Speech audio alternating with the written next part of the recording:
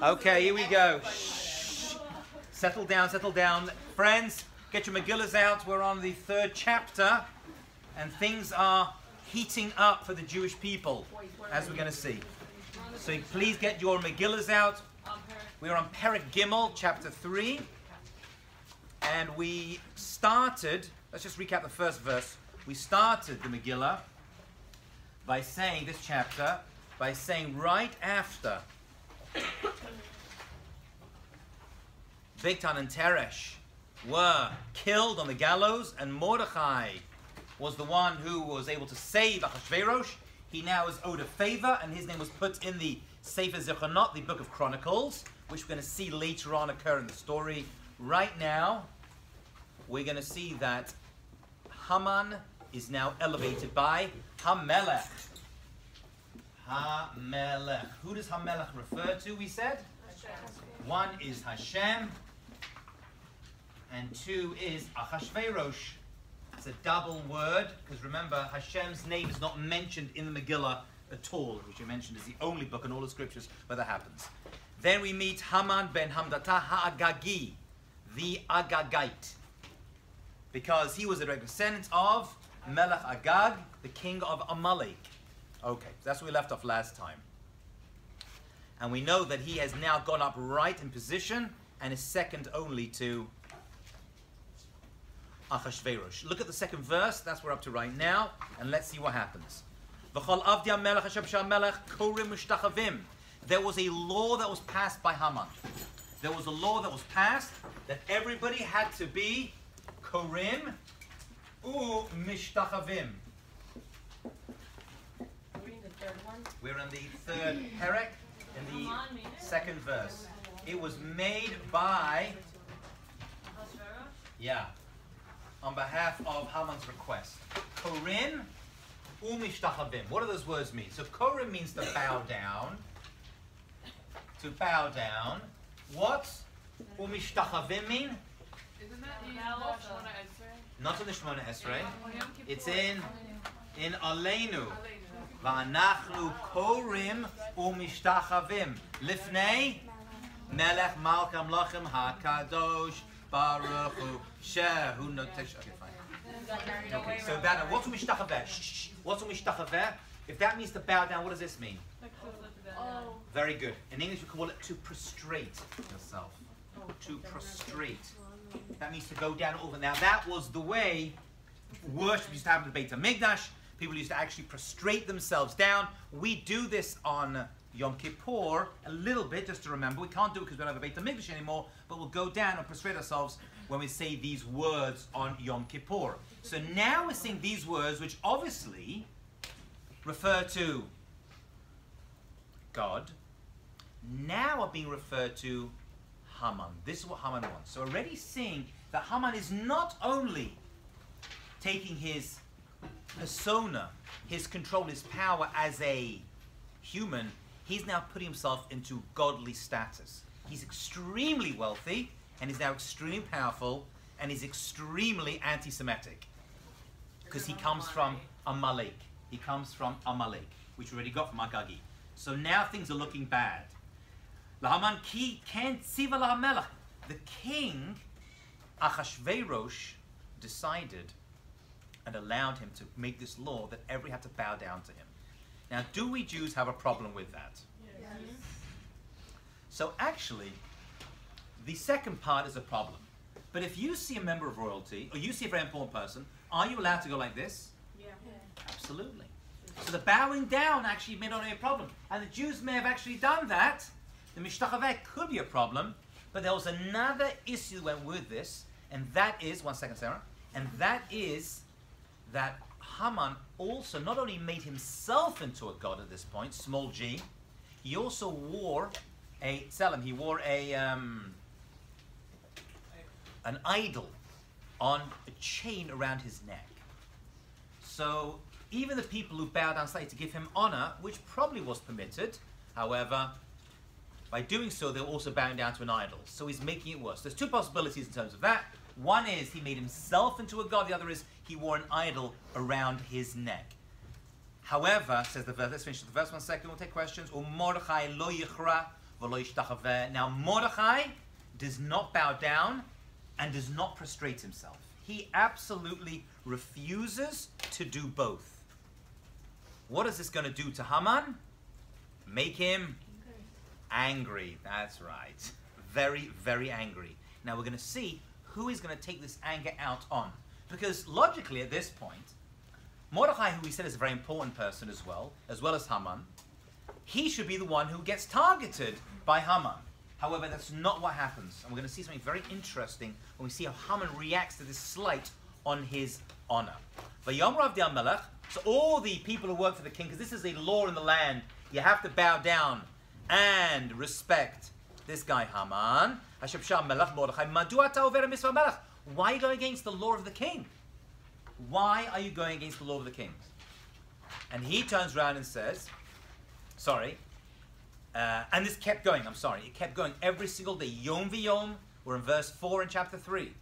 He didn't listen to them, and he saw him, and he didn't bow down to him, and it really started to annoy him. In verse 5, Yar Haman, ki ein Mordechai korem mishtachaveh lo. He sees that he's not bowing down, and he's not worshipping him. Now, let's say you're a normal guy with normal self-esteem. You're extremely wealthy.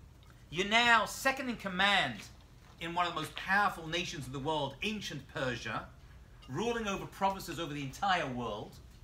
What would you say to such a person? Get over it. What's your problem? Right, get a life. So one Jew, one dirty Jew is not bowing down to you. Who cares? That's not what he does. This irritates him. This one Jew is the spanner in his works. It's driving him nuts. V'yamaleh Haman chema. He gets really angry over it. V'yavez enav l'shloach ya Mordechai levado. He says, I'm not going to just attack Mordechai. Levado. Right? That's not going to be enough for me. Ki gidolo Mordechai. And he's also not going to attack just Mordechai's people. Who's Mordechai's people? The rabbis. The rabbis, the leading rabbis of the time. He wants to kill all the Jews. So we have three groupings over here.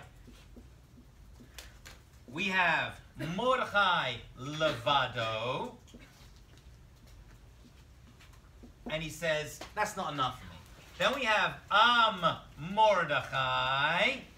And he's like, that's all the leaders, the rabbis of the generation who are leading, who aren't protesting.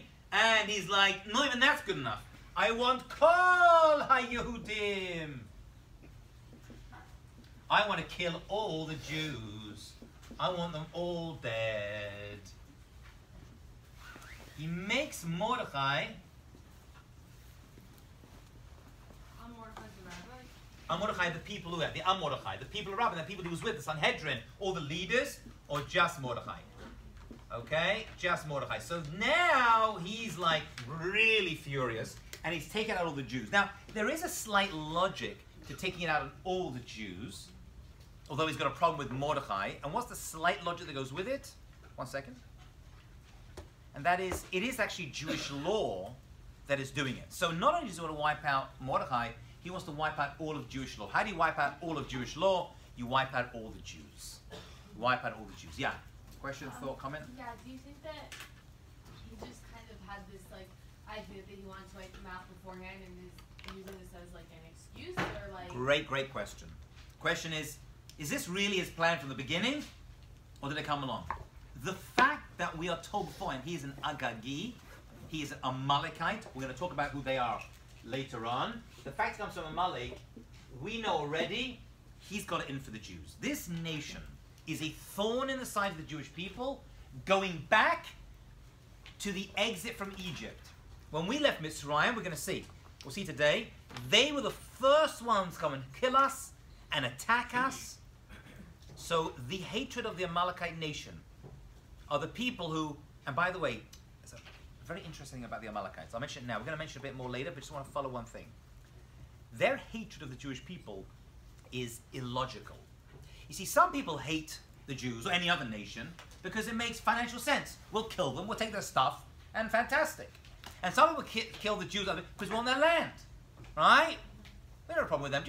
They're on the land that we want. right? They're in Poland, kick him out of there, right? They're in Germany, kick him out of there. They're in Israel, kick him out of there, right? They're in Gaza, kick him out of there. So this has been a problem with us for a long time. Amalek is very different. Listen very carefully. Amalek is a nation where their hatred for the Jewish people is so bad that even if they lose money and power, they still want to kill us. This is reminiscent of the Germans. The Nazis, Yimach Shemam, are fighting a war on all sides. They're trying to fight off all these forces, the Allied forces that are coming against them, right? The British, right, and the French, and the Americans, and still they're taking their money and resources to kill Jews all over Europe. It's like, Chacham, at some point, like, you got another war going on. It didn't make sense. There was no gain by doing that. Right? That's an Amalekite. That's what many people say. The Germans follow the Amalekite the Amalek kind of like route. Their hatred follows that route, that it's illogical. What he's going to do now is totally, it's like that. He's about to do something totally logical. He's about to lose all his money, all his power, and everything eventually because he has a problem with one Jew. Right? That's how he's doing it. Just like the Germans would travel far just to get one Jewish family and kill them and spend just too much time, money, and resources. It's the same kind of trait. Yeah. So when you were mentioning Purim and Mishacharim, I was thinking that maybe it's only wrong if they have the kavanah to bow down to Haman and Haman. So that's why they were allowed to bow down. Mishtachaveh, the prostrating yourself, was not forbidden. Like on the floor. That's on the floor, hands out. Total prostration. He would walk along the streets and people would literally lie down to him. And we can't even fathom this today. Or maybe you can. I don't know, go to North Korea. No, don't go to North Korea. Right? If you look at over there, you see them, they stop at the statues and they have to stop and bow down to it. I mean, not for this level. This idea of like, it's there. It's how you control, it's a form of control. It's a form of controlling of the masses. That's what it is as well. Okay? But for us, there's religious, theological implications for us, the Jewish people as well. Okay. So that's where he is right now. Was the Hashtarosh an idol worshiper? One can assume. Hipil Por. Okay. So now he's decided he wants to wipe out all the Jewish people. The question is, when and how? When and how is going to be the question. Wait, where are you? Which number? Plus 2, 9. Yeah. You didn't write it down yet? So I have to get the notes from someone, I'm sorry. When and how. So what does he do? So he does Hipil Por. Oh, you were talking to me? Por. Hipil Por. No. What's Hipil Por? What's a por? A lottery. Sound familiar? Not the lottery. Por. Purim. Hello? Right, can you see it there? Right. So whatever he's doing right now is going to represent the entire holiday. It's called Purim. A strange name for the holiday. Call it, I don't know, Simchat Esther, Simchat Mordechai. There's many great names we could have given this holiday, and yet the name is given Pur, which means a lottery. He's going to do a system. Does anyone know how he did it, by the way, how he decided? It's quite interesting, actually. He used dice to decide the best day to kill the Jewish people. He used dice. He rolled dice. Right? He did a Pur. This may sound rather unusual way to decide how and when to kill the Jewish people. However, we're going to see it makes absolute sense. It makes so much sense about Haman and Amalek. It makes so much sense about them both that Pur has to be the name of the holiday. Because everything you need to know about all the events in the story are here in Pur. And then we'll decide why Purim actually in the plural. Okay, so let's have a look. Hipul Por Hu HaGoral. Goral means a lottery. Okay, he does a goral, right, to decide when is the best day for him. What was the best luck for him? Not for the Jewish people, because we have luck with lotteries. I don't mean the American lottery, right? I mean the lotteries in terms of how to decide how to divide the land of Israel. They use the goral for that. The goral is actually a good thing for the Jewish people. He wasn't doing it for them. He was doing it for himself. He wanted to figure out what was the best time that he would have the best hatzlacha, success, in killing the Jewish people. Okay, so let's have a look. We are in verse 7, 1 second. Hipil Pur Gora Lifnei Haman. See, Lifnei Haman. It was for him. Okay? It was for him. Also, say Chazal, by the way, Hagora Lifnei Haman, you can read two ways. One is the best time for him to kill the Jewish people. And another understanding is, 1 second, Aviva. Another understanding is Lifnei Haman is like a code saying the best day that would be for him to die himself, because the whole thing came back to him. There's two ways to read the word. Hipil por, hu hagoral. He did a por. More about that in a second. Hu goral. That's a form of lottery. Lifnei Haman. So Lifnei Haman was to find out the best time he was going to be successful in killing the Jewish people, and he actually ended up with a date that we're going to know very, very well. But you can also read it to say Lifnei Haman, before him, end up being that the date he chose was going to be before him, meaning it was going to be the day that he was going to end up dying. His downfall was going to be on that day. Okay? So the whole thing came around, and he eventually went down. What date was chosen by him? The date that was chosen was the 13th day of the 12th month, the month of Adar. Okay? Yeah, Hu Chodesh Adar. Wait, when was it? The 12th month and the 13th of that day. That was chosen for him. How do you know that? It says, "Melech miyom liyom chodesh lachodesh shnei masahu chodesh Adar." Yeah, there's nothing about the 13th. Uh-huh. Yeah, I don't How to know. get the 13th? So let's have a look over here. So the 13th, the 13th of Adar was what came up.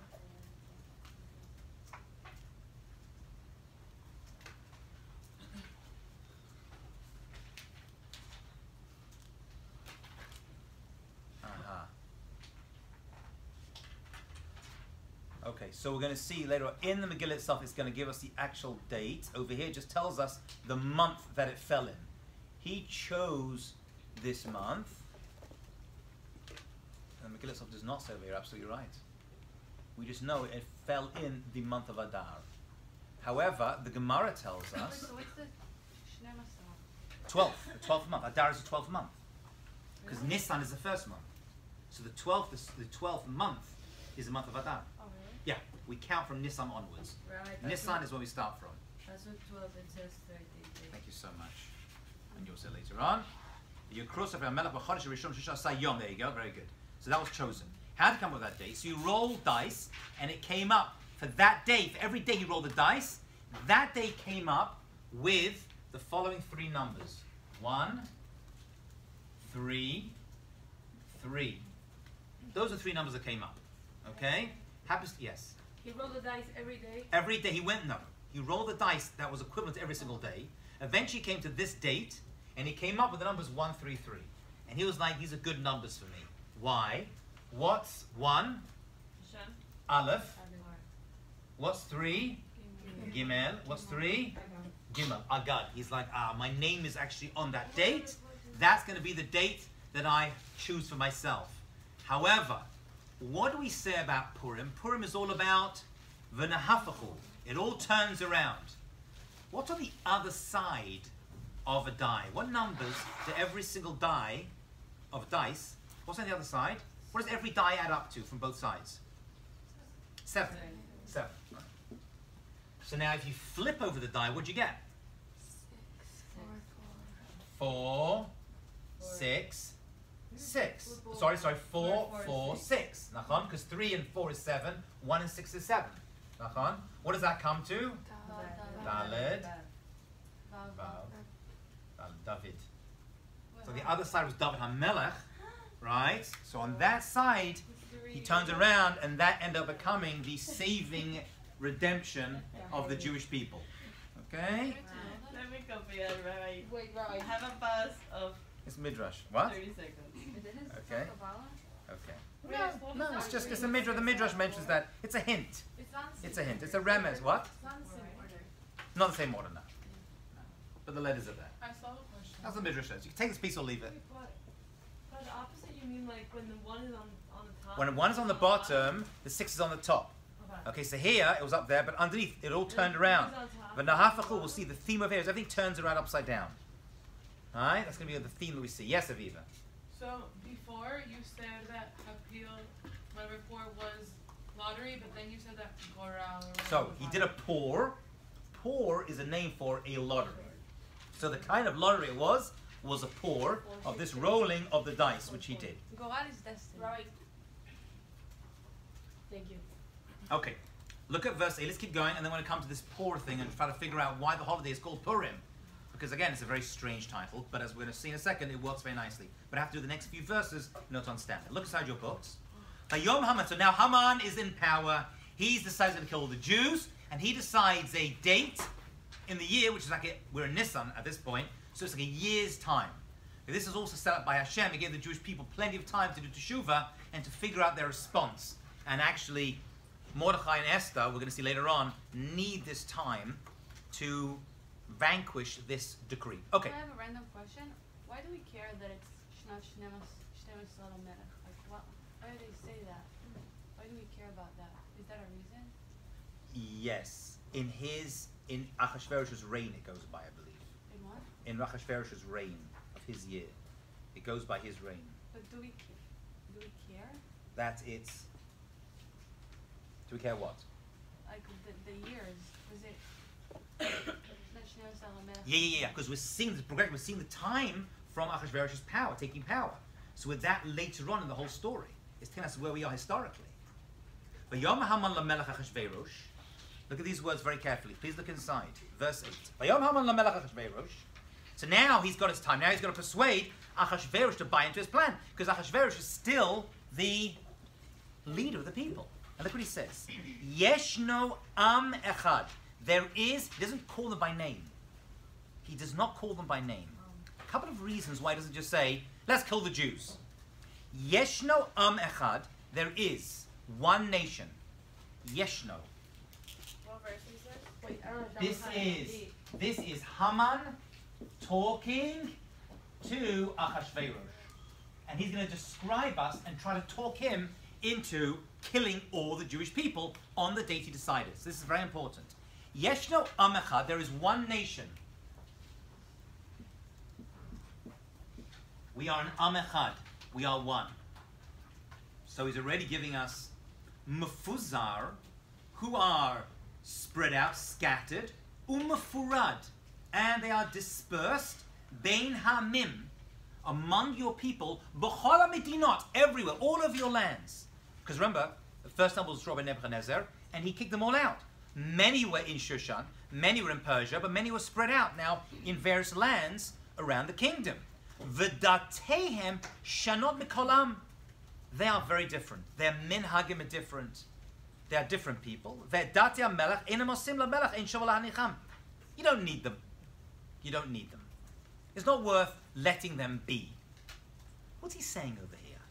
What's his technique in persuading Achashverosh to kill all the Jews? What's his technique? What's he doing over here? He's putting the idea on King Ahasuerus. Yeah, but why this methodology? Why don't you just say, kill the Jews? Alright? Like the Nazis. They had no problems there. Let's kill the Jews. That's the end of it. Because then Ahasuerus will think that Haman has something personal against them. Now it turns it into, no, it's better for you. It's not me. I'm just. Okay, so I why just is it want the best okay? for you. Why is it better for you? Hold on 1 second. You're right. Go on. I just think that he's like singling them out, saying they're different. It's not just any. Is he right? Are they different? Yeah. Yeah. The Gemara says very clearly, we don't intermarry with our people. They don't eat the same food as us. They don't hang out in the same places as us. Why is he saying this though? Why is this a form of persuading? Why is Achashverosh going to be like, oh, good point. Let's kill him. What's Achashverosh's raison d'etre? What's he all about? What's he freaking out about? What's the thing that scares him the most? Someone's going to take his power. Every dictator is always freaking out that someone's going to come and take my money, take my wealth, assassinate me and take over. That's very important information. Put it in your cerebellums for later on. That's his biggest fear. It has been from the beginning to now to later.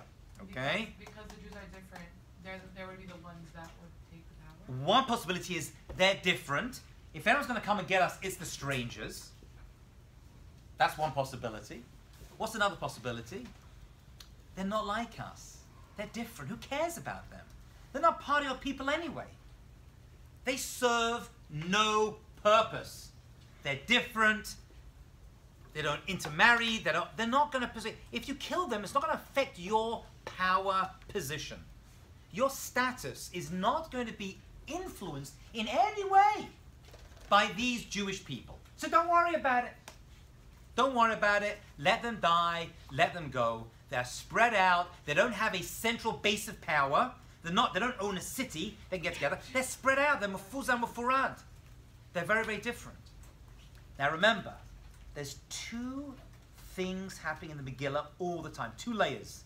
Hamelech is God. This was Achashverosh. There's also a secret there for us. He was. What's the first one? You said two things. There's two layers. There's two layers happening all the time. There's two layers. So one layer is Haman talking to Achashverosh. But there's also a hint to us that if we are mufuzah mufurad, if we're not am echad, we're going to get wiped out. He's saying they're an am echad. They're one people. But they're mufuzah mufurad. They're separate now. They're not together. There's no unity.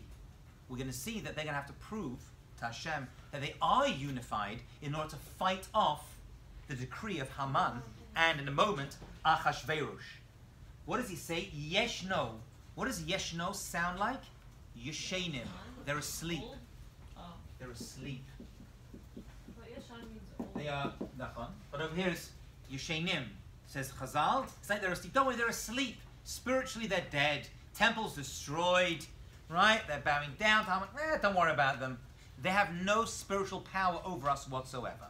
Why is he intimidated? Why is Achashverosh intimidated? I mean, it's not intimidated. That's his point. Haman is saying, don't be intimidated by them. Don't worry about them. They're not a problem whatsoever. Right? They're spread out. They have no power base. Right? They are Shainim. They're half asleep when it comes spiritually. They don't have any spiritual merit. They don't have any power. Just let them die. Right? Am Echad, this nation, Ish Echad Belev Echad, as we described at Har Sinai, that's gone. Forget about that. They're mufuzar, they're mufurad, they're dispersed, they're scattered, they have no power. Let's kill them. Yeah, but why? I mean, why start a war? Everything is going so good for him. I know. It's illogical. It doesn't make sense. That's exactly my point. Why would they do it? Why would the Nazis start taking 6 million Jews? What are the Jews doing? They're being their accountants, their lawyers, their doctors, bringing money. No, it makes no sense. I mean, it doesn't, but it kind of does because the situation in Europe anyway was like such a chaos, and Hitler that was his like. So why was he adding to it? His whole thing was the Jews. Like, he hated us for a long time. He did. But Achashverosh, he didn't have anything. Like, very, very good point. So why is Achashverosh buying into this? Okay, Haman, you're saying we kind of understand why Achashverosh. Watch this. So Achashverosh, does he buy into this deal or not buy into this deal? Okay, check this out. So he says, Im ala melech tov. What's the system we're going to use? Yikatev la'abdam. Let's write down a decree that's going to be sent out to all of the people over the entire world. And what is that decree? La'abdam. And he says, Va'aseret alafim kikar kesef eshgal. And he says, you know what? I understand this is going to cost you. Don't worry about that. Haman was crazy wealthy, crazy money. He's like, I will pay you 1,000, what we describe as silver talents. The equivalent of this, there have been people who try to calculate this. This is hundreds of tons of silver he was willing to pay Achashverosh to kill the people. Why is he offering to pay him? Because it costs money, right? Send out the people, wipe them all out. So he says, I will pay you, Achashverosh, out of my own personal money. He's now putting his own funds into this. This Haman guy means business. A vast 10,000 silver chunks, okay, of money, okay, in order to do this. What is Achashverosh's response? If he was in it for the money, what would he have done? Thank you so much. Put it in my treasure house. Watch what he does. It's fascinating. I will pay the people who do this for you. You'll get the money. Look at verse 10. This is the key turning point for the Jewish people.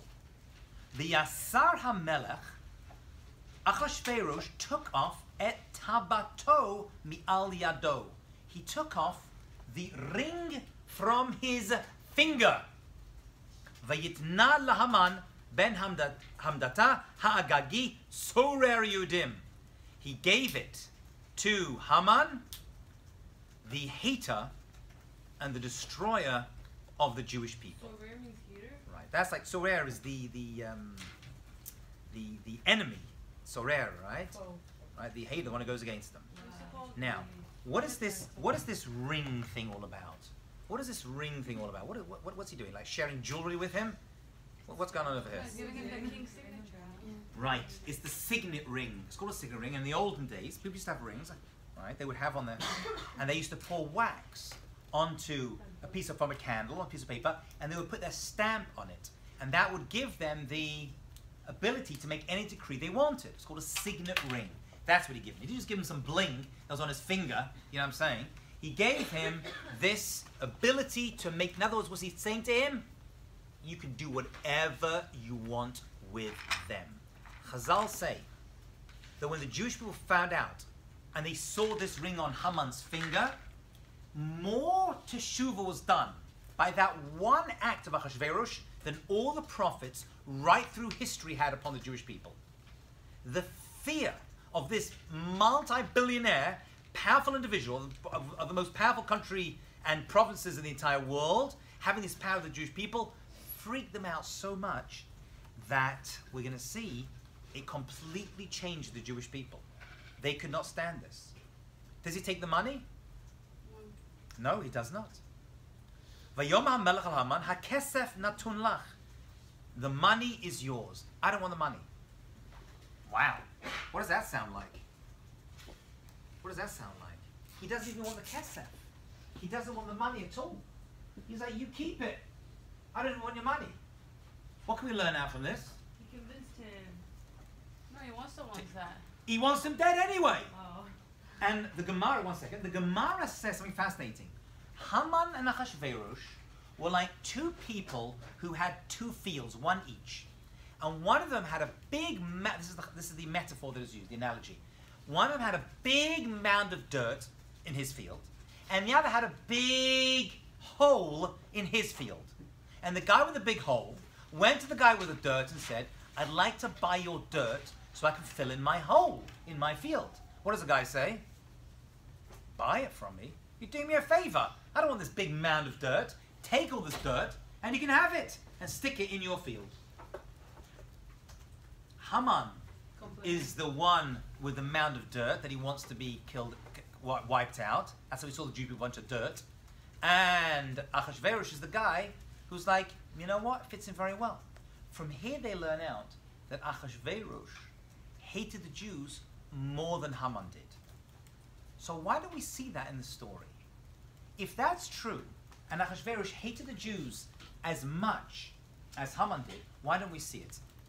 And the answer to this is pretty extraordinary. And you probably didn't see this coming. Who wrote this book? Megillat Esther. Right.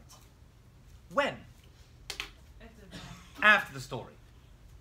Did Esther remain married to Achashverosh after the story? No. According to many people, she did. She had no choice. Absolutely. She stayed. Do you think he had to go look at this book that was written, handed out to all the people? I don't get to that right now. Handed out, and the answer is, yeah. He couldn't be depicted badly. If you look at Achashverosh in the story, he's not depicted as such a mean, nasty individual. He's depicted as a person who is fairly like, oh boy, I'll be taken advantage of. He wasn't. That's how he wanted to be. And so Mordechai and Esther had to kind of put hints in there that this is what was going on. Make no mistake, Achashverosh hated the Jewish people as much as Haman did, but they couldn't display it. Or Achashverosh didn't want to be seen as being the anti-Semite, and therefore he had to put it under the carpet, as it were, and couldn't appear as an anti-Semite. When it came to Haman, they didn't care. They just put him in as he was, as a hater of the Jewish people. Another little cute piece over here. The numerical value of Hakesef is 165. Is 165. This is the same numerical value as Ha'etz. Ha'etz, the tree, right? Or the gallows. In other words, the money which he was willing to pay ends up being his own downfall. It all turns around. Same theme again. You want to give the money, ends up being the tree is going to be yours. That's what the Midrash says. They follow the same gematria, right? The same numerical value of 165. Okay. So this decree goes out, and it's now spread right out throughout all the provinces. Okay, copies of this document, just the end of the thing, are spread out hurriedly right through Shushan and further out. And look at the last 3 words of the chapter. So we're going to jump the last 3 words. V'ha'ir Shushan nevocha. V'ha'ir Shushan nevocha. And the city of Shushan was, they translate it as bewildered, like freaking out. Who is this? Who is it? You were just going to the last part, yeah. They're freaking out. Who is this referring to? So 2 opinions. One opinion, these words refer to the Jewish people. What would happen? Everyone knew the Jewish people now had a date that they were going to be killed, and all their stuff was going to be taken. Right? Just under a year's time. Because they're in Nisan, and that's in Adar. The non-Jews would see the Jewish people walking around, they'd be like, you're alive right now, give us a few months, you're going to be dead, and we're going to take all your stuff. And they made mockery of them, and made fun of them, and laughed at them. So now all the Jews are walking around, and their lives already are being turned upside down. It wasn't like everyone's normal and suddenly bang one day. Already, just like in Nazi Germany, right? For years, even before they were killed, right? They were throwing stuff at them, they were cutting their beards off, smashing their windows, closing their businesses. Right from this point on, a hatred of the Jewish people and speaking against them and torturing them already has started. That's one opinion. That's one opinion. That is what is going on. Okay? Okay. I want to just go. The other opinion is that as soon as the decree happened, bad things started to happen in Shushan. Even to the Persians that were there. They were already getting bad things were happening to them as a siman that this was the wrong direction to go in. People were dying randomly. There were many natural and unnatural calamities that started to happen to the people. So all of Shushan already started to be turned upside down. Yeah. I just have a comment and I want to know your thoughts. Yeah. When you said that Haman was not as hateful as Achashverosh. And like while I think that like at a minimum Ahasuerus was really unprincipled, horribly unprincipled, I don't understand how you could say he was more hateful than Haman when Haman is the one who's behind all this and Ahasuerus is more passive. So and, like, it's a Haman great question. George is asking great. You're saying, you know what are you talking about? This guy Haman, he's the bad guy. He's the one we boo, right? The whole thing. Ahasuerus is this. So one opinion is you don't get to see the real Ahasuerus in the story for the reason I told you. He really is that bad. But I like to answer that question the following way, which I always have. And there are different types of anti-Semite Jew haters in the world. Some of them are in your face, right? They're in your face. They'll be like, I don't like you. You're a Jew, and I'm going to kill you, and I'm going to take your wealth because you control the media, and you control the banks, and you're bad people. You deserve to die. By the way, we've been called everything under the sun, right? Control it. But the only thing we haven't been called, by the way, by any anti-Semite right through history, is stupid. They call us controlling, vermin, dirt, everything, but never stupid. So Haman is that kind of anti-Semite. He's your, I don't know, your jihadi Islamic, right? Your Nazi. He's a Malik. He's, I'm going to kill you. I'm killing you straight away. Achashverosh type anti-Semite is a different type. And he's the one who pretends he's your friend and is very nice to you. But then when you least suspect it, he'll come and stab you in the back. Which one of those is worse? It's an interesting question. You see, one type, you know who they are, they tell you what they are, they say they want to kill you, that's your Haman. That's bad. But you know what's also very, very scary? The other type, who isn't upfront about it, who pretends they like you, and then when you're going up the ladder in the company, right, or something behind the scenes, they'll come and they'll push you down and give you up, you know what I'm saying, to the authorities, or they'll stop your promotion, right, or they'll try to destroy you and your family. That's another type. Which one is worse? You know, it's a debate. I hear both ways. But you're right, on the surface, Jordan, you're absolutely right. Haman is definitely the worst one of the two. Okay? I think I left something out. If I did, we're in trouble. One second. I don't want to go backwards. Oh dear. That's good. As good as there. And that, oh, good, we're fine. Okay, fine. Okay, let's go to the next chapter. Please, if you don't mind. because I want to get to this poor point. Please stick with me. Let's move fast. Okay. Mordechai big day. Mordechai finds out about it. What does he do? He removes his smart Jewish clothing and he puts on sackcloth and ashes. He rips it and he puts on sak ve'efer. He's grieving. He's grieving. This is a form of mourning. He starts mourning. Now, he doesn't do this by himself in his house. Where does he go and do this? Oh, by the way, another mention of clothing in the Megillah. Right? Every time we get to one, I'm going to point it out. Right? You've seen a few of them so far already, right? Remember? This is just another one. Already we see clothing, right? Someone else is putting on a costume in the story. He puts on what's his new costume? I am a mourner. By the way, he's the source of all the problems. If it wasn't for him, Haman wouldn't have freaked out. You can assume that or even say that. So, would anyone say that he did the wrong thing by not prostrating? There definitely were people at the time, among the Jewish people, without doubt, who were saying, are you crazy? Why are you doing this? Actually, it's going to sound strange. After the whole thing, the rabbis actually looked down on him a little bit because he left his Sanhedrin, got involved in public affairs. He did the right thing.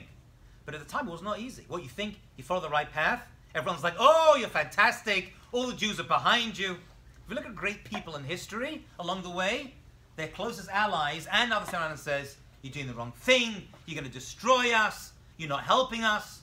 Among Jews. Does anyone else now say that he did the wrong thing? No. We could have avoided this. No, you're crazy. This is all Hashem's plan. He was just following Hashem's plan to the T. Absolutely. What are you talking about? This whole thing. Right? He was the catalyst of the greatest. This is going to become the greatest moment in Jewish history since Har Sinai. That's not my metaphor, not my analogy. I'm going to say it again. This is going to become the greatest moment in Jewish history since Har Sinai. That's the comparison made. It's actually bookends. We're going to see what started at Har Sinai is going to end over here. And to this, it's going to come full circle. And this is going to become, it's going to bounce into the future and become the paradigm for Mashiach. Interesting. Hold on. Okay, so he goes on to think. And what does he do? Does he go into his, what does a mourner usually do? Where do they mourn? In their house. No. It's ain't Mordechai.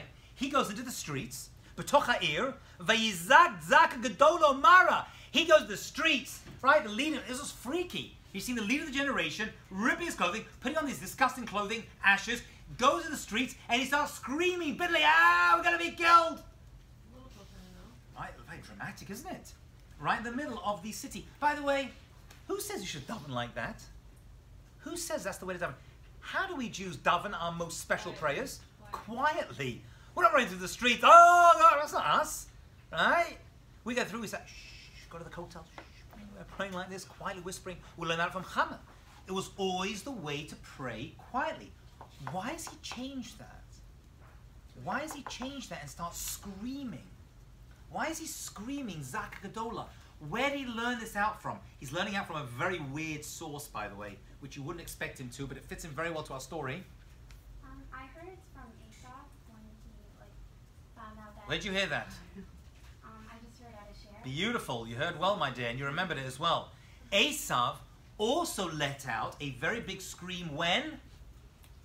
You're going to love this, you're going to love this. Oh, when he took the bracha. Oh, when he took the bracha. Ready? I'm going to freak you all out now. You ready for this? You're going to love this. Listen very carefully. You're going to love this. Trust me. You'll be happy my mother had me after this one. Trust me. He lets out a scream, which he learns from Esav. Esav, remember, is the ancestor of Amalek.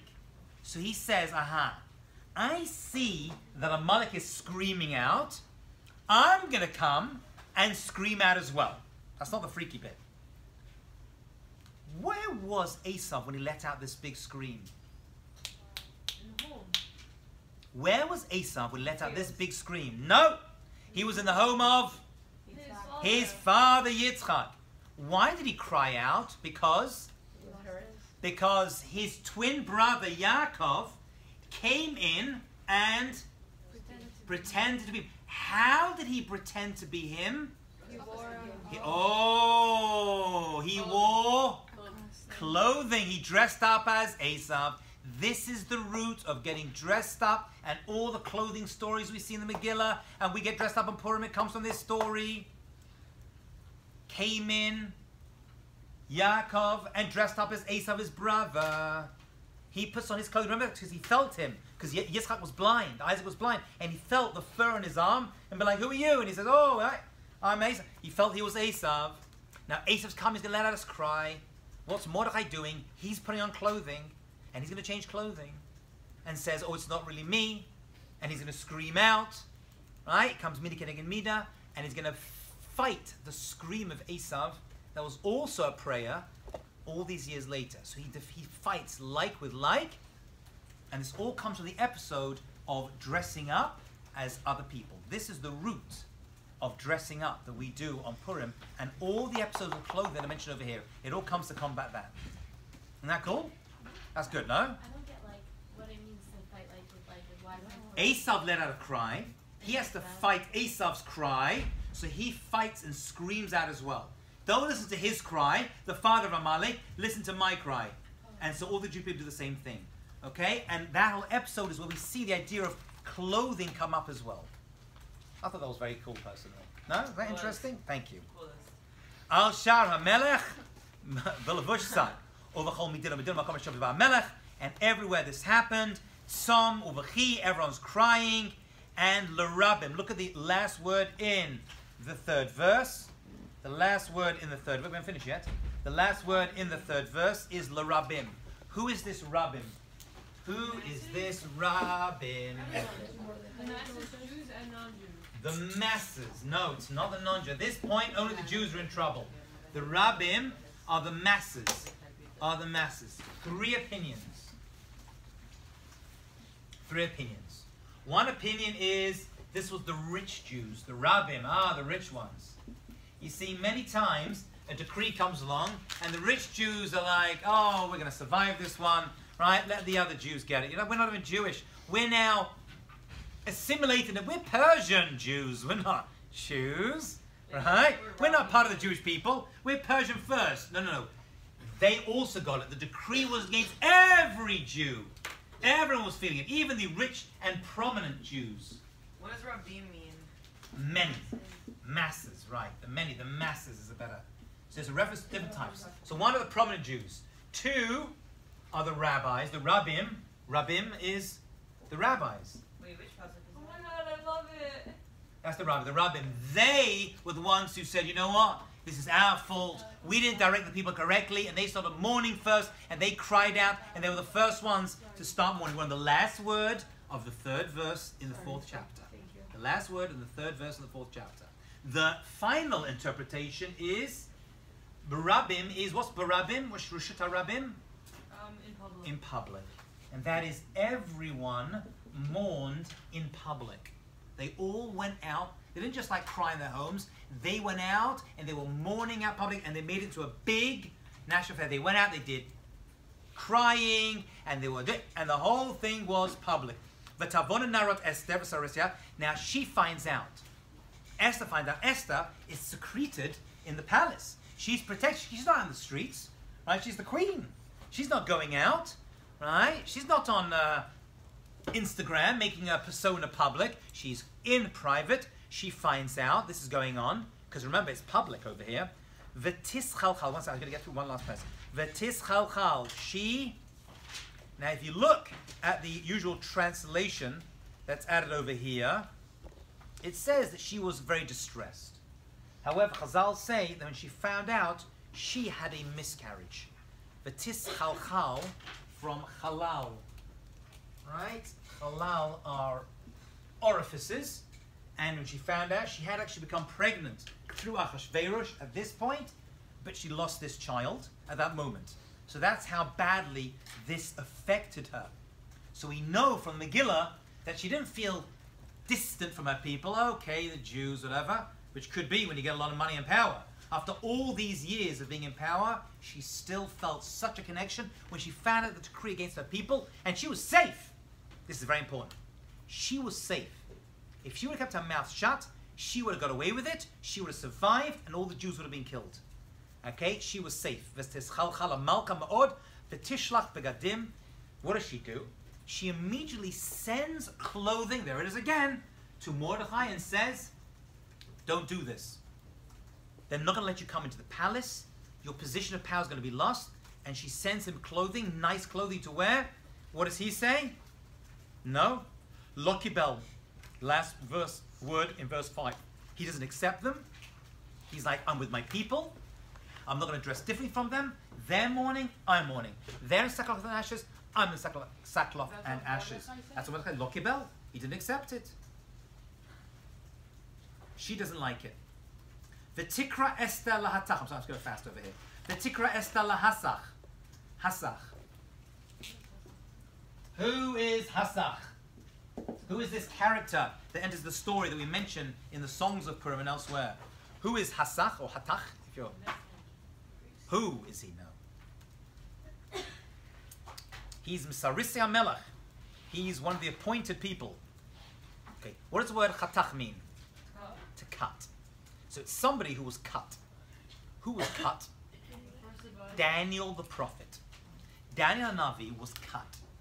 Where was he cut from? Some say actually he was actually killed during this entire story by Haman. Haman caught him being involved in this whole thing, and he killed him. But that's not what it's referring to. Hatach means he was cut. He was very powerful. He was an advisor to Belshazzar. He was an advisor to Darius and Cyrus. And now his position of a very important prophet, one of the greatest prophets of Jewish history, by the way, Daniel Hanavi, Daniel the prophet, he was now cut. His position of power was now cut, and he was He was Jewish, and he was like with the yes, and he was used as a messenger. He was an important person, but he wasn't as important as he used to be. So he's now used as a messenger by Esther. I mean, she uses an insider to get the information, and he is fully aware of who she is, we assume, and what he's doing over here. And he sends a message. She uses him.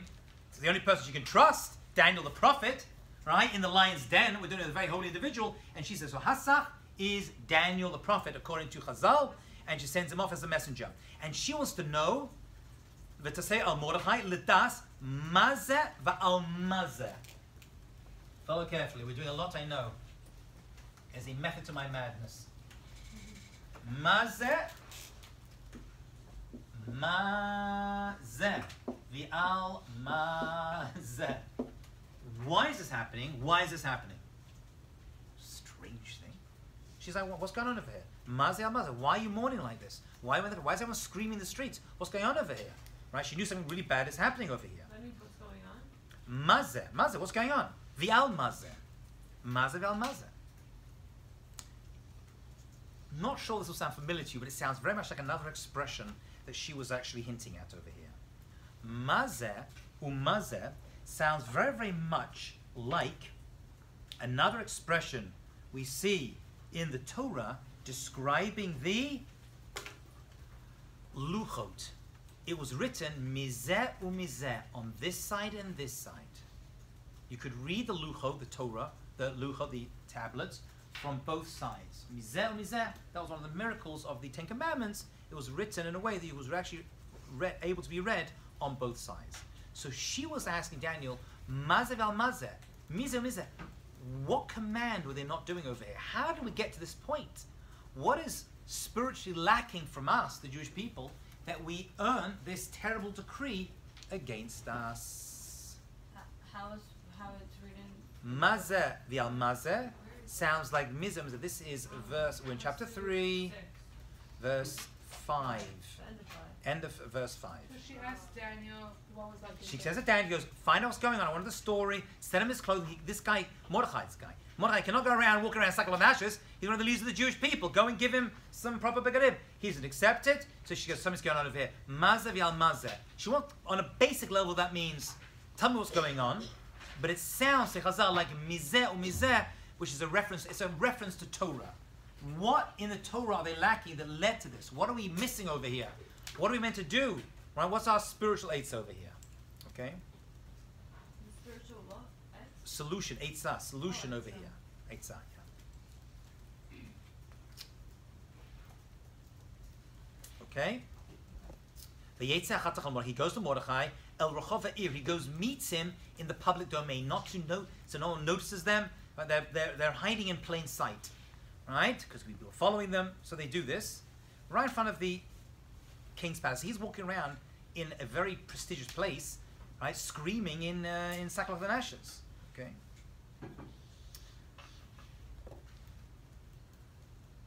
You could stop here. I think I'm going to have to, because the next piece is going to take me a little bit more time to get through. Okay, so we'll leave over there, and we'll leave the message that he responds with in order to notify Esther of the situation. We'll pick this up, God willing, next class on Monday. Have a Shabbat Shalom. Remind me where we are, please, because I want to pick up this last part at the right place. So if that means